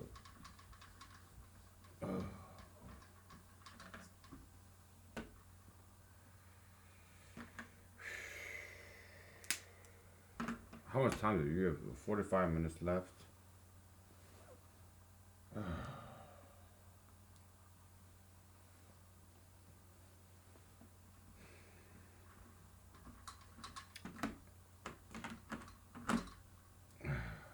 So my Southern Americans told me, Southern American friends told me, yeah, man's job is 24/7. It's like very like Southern American traditional, old school. 1, 2, 3. Okay, it's a triangular, but it's a circular too. Okay, we are dealing with just some basic stuff. Okay, so we have many multiple pens with different colors. Why not use it? Okay, so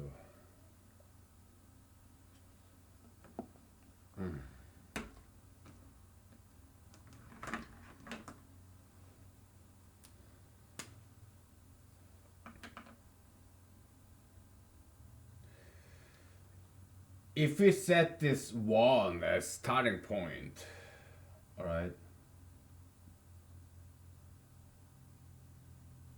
and 3 as an ending point,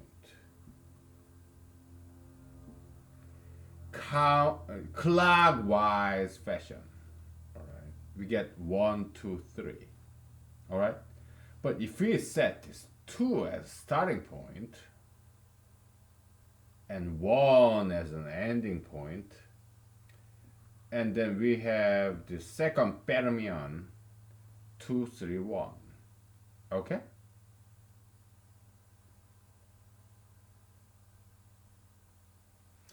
and you have 3 as starting point and 2 as an ending point.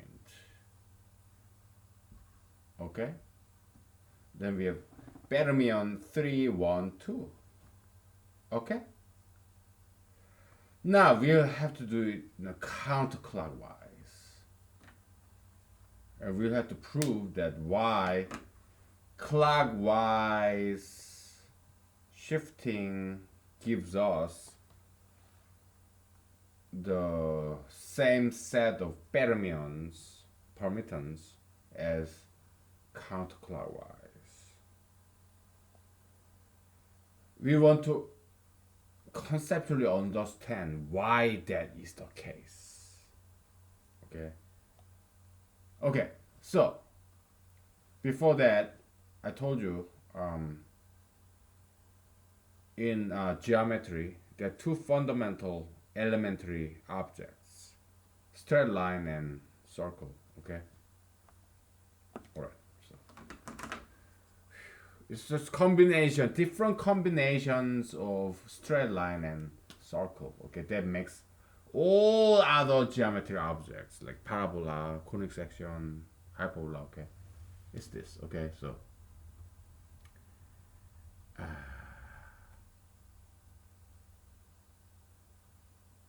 you have circle at the bottom, right?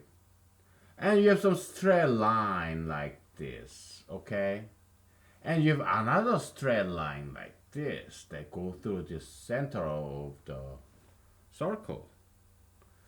The other line 1, line 2, okay?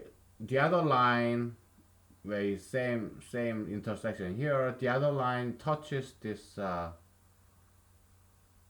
outer point of the circle, okay? And then you freaking rotate it and you have conic section, okay?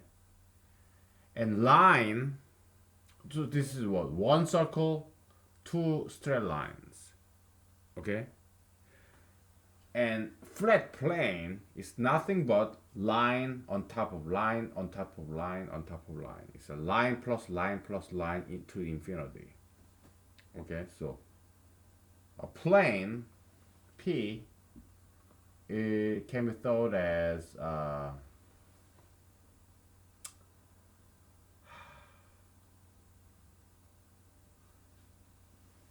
plane, two-dimensional plane, can be thought as expansion to infinity of line. Yeah, straight line, comma, plus line plus line plus line. You do this expansion. You apply this. Okay, just one singleton. Okay, singleton. Okay, it for the what natural number we have 1 and plus. You do expand that infinite times, it becomes natural number, right? Positive integers.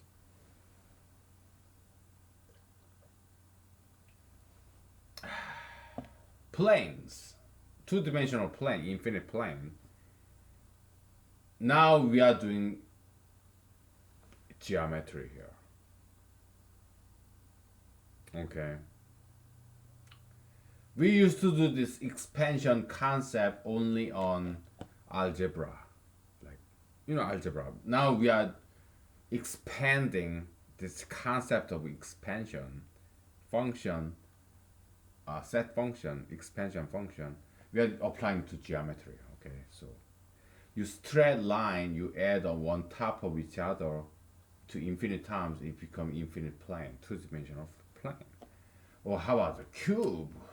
3 dimension, okay, cube, 3 dimension is infinite expansion to the infinity, okay, of plane and plus. You stack up one plane, flat plane, two-dimensional plane on top of each other, it becomes a cube, 3 dimension, okay, so, all right? Now, conic section, this is what I'm going to left you as an assignment because I'm not gonna do that shit. Okay, so you have one line that pierces at the center of the circle, the two-dimensional circle, one-dimensional line. Another line that touches the same intersection and touches the outer boundary, one outer boundary point of the circle. And you rotate it, okay? It's a circular concept. It's a circle, rotation, which is a circle. So you have two circles and you have two straight lines and it becomes a cone, okay?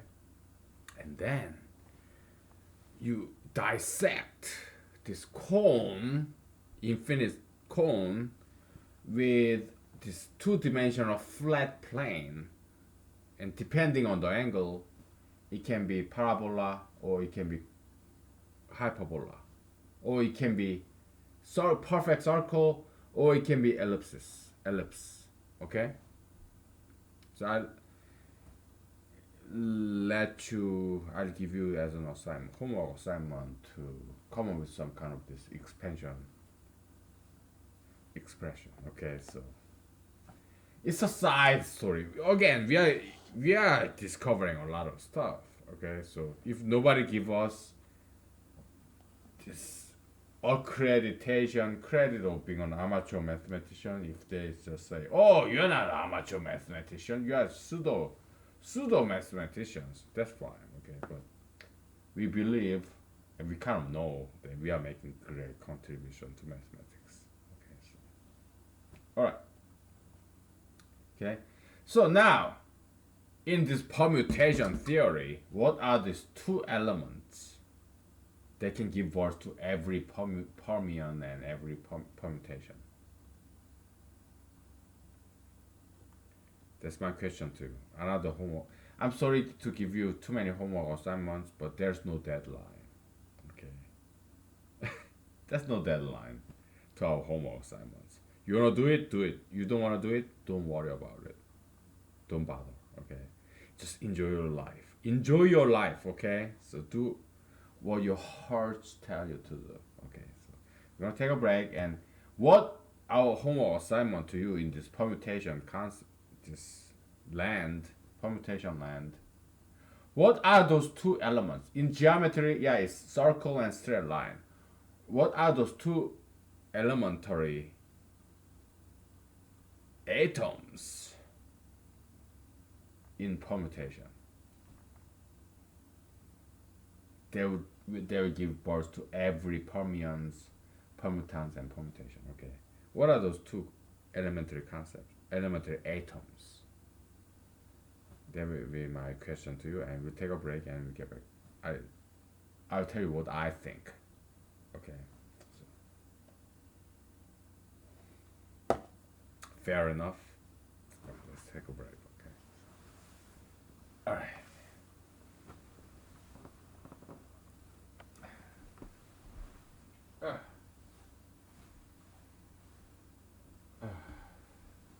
Taking off my slippers, man. Takes a while.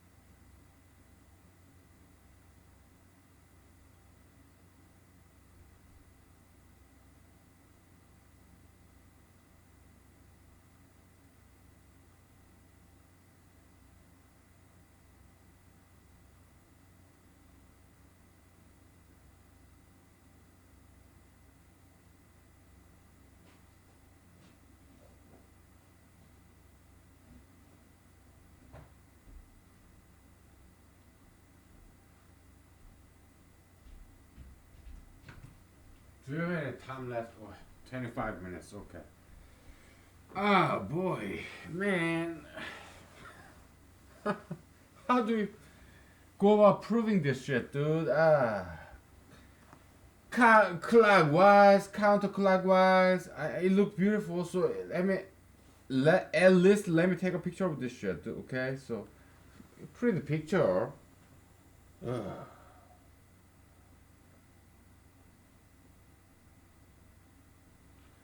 Yeah, so I told you I'm conversant in mathematics because I love reading about mathematics. So yeah, algebra, geometry, this is great intersection, it's cross pollination, it's very beautiful. Okay, I know some things about it. Okay, because I read about it. All right, so sometimes they apply calculus to number theory. It's just- number theory is a discrete mathematics. One, two, three. Calculus, continuous mathematics. There's discrete mathematics like step function, one, two, and three. Calculus, very continuous mathematics. Okay, so discrete math, continuous math, like 1.111, 1.1111, and then 2.1.99. It's very continuous, smooth curve. But discrete mathematics is very stepwise. It's very straight line. Discrete math, like number theory, prime number is a blunt. It's very unwieldy, kind of this male, blunt male, unwieldy, uncontrollable, this wild donkey shit. Okay, so continuous mathematics, calculus more like feminine. You have curve rather than straight line. This burly, musculous, bone and shit. Yeah, feminine is more like curvy, it's more like cushiony, okay, soft. But discrete math is like masculine. It's unpredictable, like unwieldy, pain in the ass, like pointy and shit. Okay, so that's discrete math versus continuous math. Okay, so um, give me 1 second. Okay, so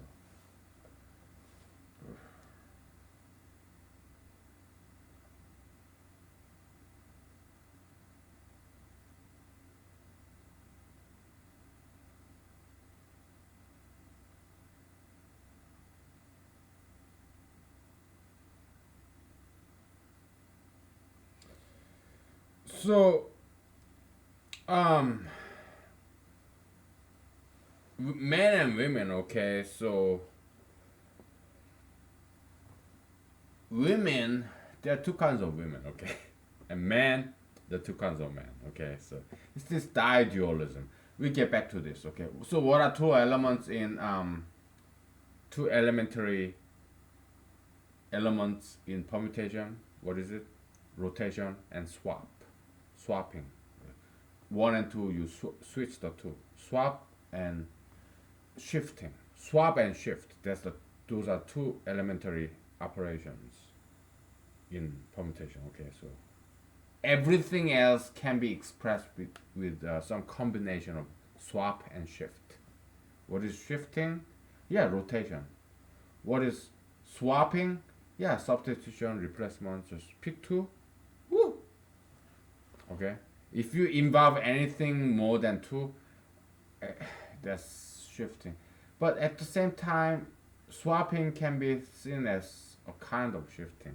Just like a circle can be seen as combination of straight lines, infinite straight lines, the tangents. Okay. Circle can be thought as, can be regarded as this infinite set of straight lines, the tangents. Just like rotation, shifting can be thought as succession of individual swaps. Okay, so we are unlocking the secret of the mathematical universe right here. It's a very historical moment here, okay? Do you think I can express this in what, pencil and paper? Come on. We have technology of this digital technology, this laptop with this what, camera and camera lens and laptop with that speaker one hole, and you use optical camera and this light, this what, uh, flashlight, this light, okay, three holes on top of this laptop computer, and I can see myself on the screen. And we have internet, okay, why not use that shit, okay? Pencil and paper, yeah. You wanna be old school? Well, I'm old school too, half of me, but the other half I'm liberal, okay? I'm half conservative, half liberal, okay? So best of both worlds. We have to use that, okay? So okay, so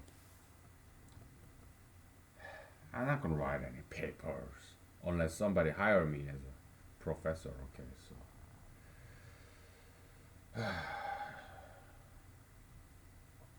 if they invite me for an interview, yeah, well, I'll go there, okay?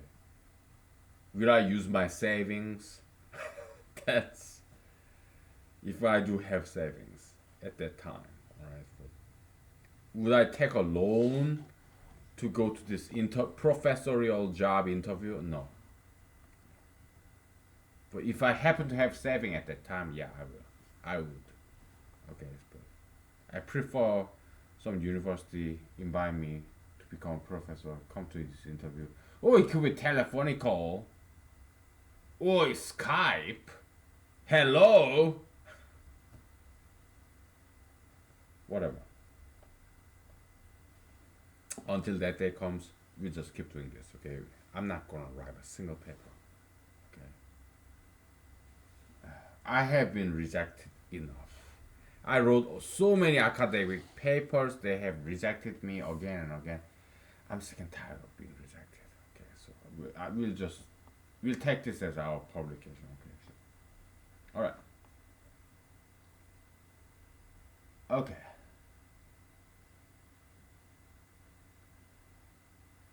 Okay. Where are we?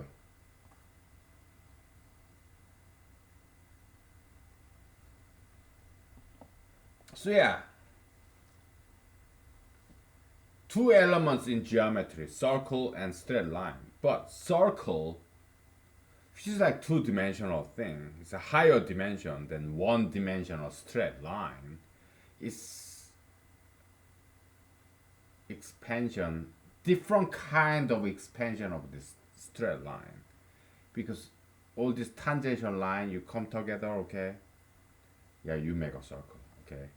So this is a concept from this wife of this mathematician, Boolean algebra mathematician, which we really admire, George Boole in Great Britain. Okay, yeah. So wife of George Boole. Okay, I think George Boole, he kind of died young. I think he died in his 40s, and then on top of that, he married this younger girl.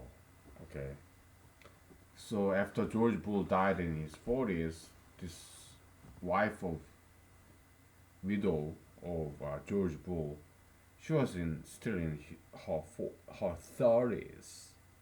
Okay, so she contributed in this didactics, meaning educational, pedagogical, instructive side of mathematics. Okay, so yeah, we are kind of inspired by her method. Okay, yeah, straight line you string together. Okay, you can make a circle or curve that looks something that looks like a curve. Okay, so that's what it is.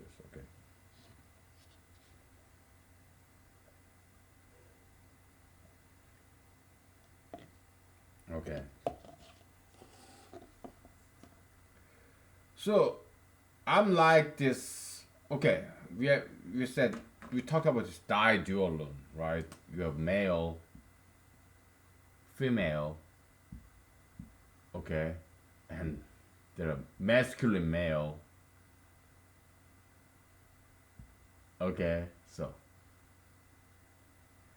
it's kind of the ideology. Okay, so you have masculine, mas character and gender. Okay, the real male and real female. Male with penis, PG-13. Okay, why does it have to be PG-13? I mean, if you are a young 5-year-old boy, you know you have penis. If you are a 4-year-old girl, you know you have vagina. Okay. Well, PG-13 anyway. Okay, just to be politically correct. Okay. PG-13. So gender, real biological male and biological female. Now, okay, gender is more like physical. Okay, so physical male and metaphysical male. Okay, physical male meaning biological, metaphysical male meaning like character, your personality, your mentality. Okay, physical male, biological male, yeah, you have penis. Physical biological female, you have vagina. Okay, by birth.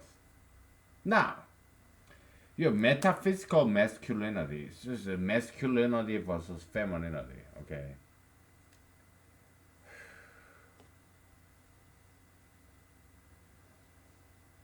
So metaphysical. Sorry. It has to be upper dimension. Okay. So it's a higher dimension, right? One of those things, man. Metaphysical versus physical. Biological, physical. Okay. Metaphysical, mental, characteristic, personality, character. Okay. Metaphysical. Okay. Metaphysical, male and female. Okay. Now you have physiological, biological, male and female. Okay. And here you have your physical male, biological male with penis, and you act like male. And here you have how can we denote this? Let's say this is like a machine. Okay. You are a biological male, but metaphysically you are more like female. Okay. We are not talking about LGBT fucking bullshit. No, we are not talking about that. Okay. So, you are biological male. You have penis, and then you are metaphysical male too. So you are more like a machinery. You get married. You're a fucking sex machine. You get the prettiest girl you can get. Okay, you have sex with your fucking wife, and then you make kids and whatnot. Okay, that's you. Okay, you get a job. You go to fucking Ivy League school. Or you do the best. You make the most money you can ever make, and you get the prettiest girl that you can get. Your biological machinery. Okay. You make as many kids as you can afford to pay for. Okay. Now, you're a biological male, but you're metaphysical female. What do? You're like creative kind. Just like Friedrich Nietzsche said, you are impregnated with this brand new philosophical ideas. So you could be a celibate. Okay? Because you are raising kids. That's your metaphysical children. You play with your children. Metaphysical children, your ideas.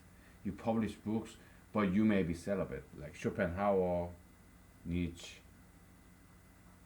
Immanuel Kant, whatever. Okay? Now, if you're a biological female but metaphysical male, you're like Amazonian. Okay? Yeah, you're married. Or maybe you are just celibate, like what? Amy Nether, okay? You're biological female. We don't care about LGBT fucking bullshit. Gay, female, lesbian, or transgender, bisexual, they have no place in humanology. They're all garbages. You throw them out of the window. It's like this what Jesus is gay male lover. Jesus is gay lover. John, Saint John. Okay, he talked about this Neo Jerusalem, New Jerusalem. All these bad people they are thrown out. They are excluded, precluded. They cannot come to this New Jerusalem. Okay, unless humanology, we are nicer than they are. Okay? We are nicer than Saint John. Okay, this gay love of Jesus. Okay, we are nicer than that.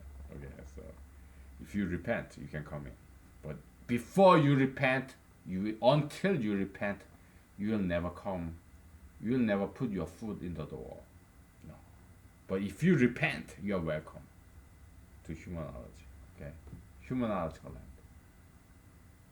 But until and unless before you repent, you're not gonna get here. Okay, we don't talk about you. Okay, so we are not inclusive. We are not exclusive either. We want you to watch this and repent. Then you can become one of us. Okay? It's kind of half and half, alright. So, is it too difficult to understand? I hope you understand this. Okay, because it's important. Okay. All right. So biological female, but metaphysical masculine. This spirit. We call them Amazonians. Okay. They are not the most sexually attractive with females, but are they beautiful? Yes, they are beautiful in their Amazonian different ways. Perhaps not sexually beautiful or attractive, but yeah, they are metaphysically very beautiful because they're diligent female workers, career oriented. Okay. Now we have feminine kind. They are biological females and they are metaphysical females. They are the beautiful girls, sexually attractive girls, Aphrodite, Aphrodisians. Okay, they head working. Okay, they are biological females and also they are metaphysical females too. So they hate working. They tend to do early retirement. They rather play with their kids and grandkids. They're smart and they're beautiful, but they rather not work. They rather go shopping, spend money. They don't want to work. Early retirement. They want to play with their kids, grandkids. Okay. So, how about this guy? I more belong to this guy, okay? So, creative males. Yeah, I'm biologically male. I want to have sex with girls. I penis, okay? So, do I have big penis or small penis? Well, I'm Asian. So, yeah, this stereotype, right? Oh, we have small penis, right? Bullshit, okay? So. You think have small penis? Okay, I'm not gonna show you. I'm not gonna show you. Oh no. But when I see a beautiful girl, yeah, it gets big. When I see an ugly girl, it gets very small. It shrink back. I don't wanna have sex with you, you ugly, tattoo pierced, plastic surgery, marijuana. This no, obese.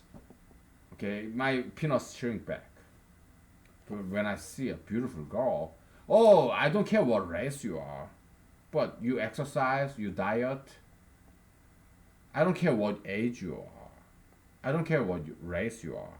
But you diet, you exercise, you don't do tattoos, piercings. Then my penis get very big. So if you accuse me of having small penis, you should accuse yourself of being ugly, of being lazy.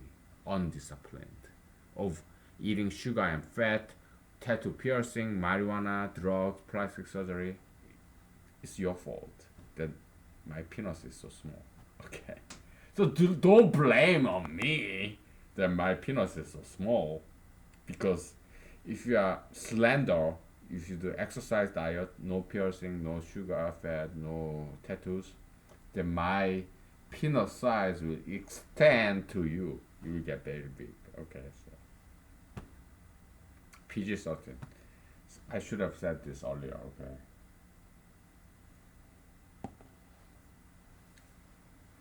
All right. We have 3 minutes left. Okay, so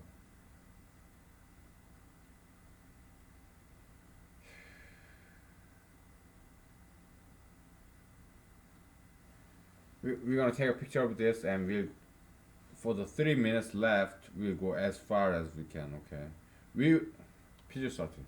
We will expand our penis. We will expand our collective penises. I know how it sounds. Okay, but then uh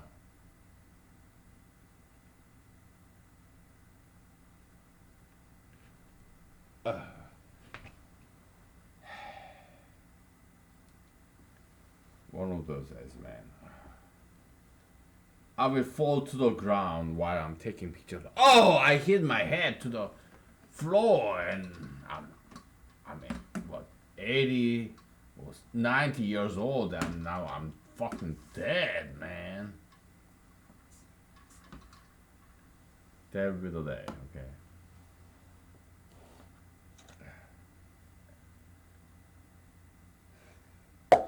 I ran out of water too. I get very cranky when I run out of water. I panic when I run out of water. Okay. We have 2 more minutes left. Okay, so let's try to get this right. Okay, 1, 2, 3. Okay, so if I go this way, okay, 1, 2, 3. Okay. If I go the other way, so that's 1, 2, 3. Okay. If I go the other way, counterclockwise, it will be 1, 3, 2. Okay.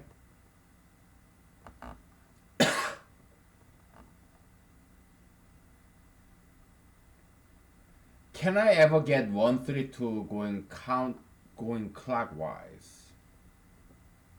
We got 1, 3, 2 by going counterclockwise, but can I ever reach? Can I ever get 1, 3, 2 going clockwise? Okay, that's the question. We have 1 minute left. 1, 3, 2. How can I possibly get 1, 3, 2 going clockwise?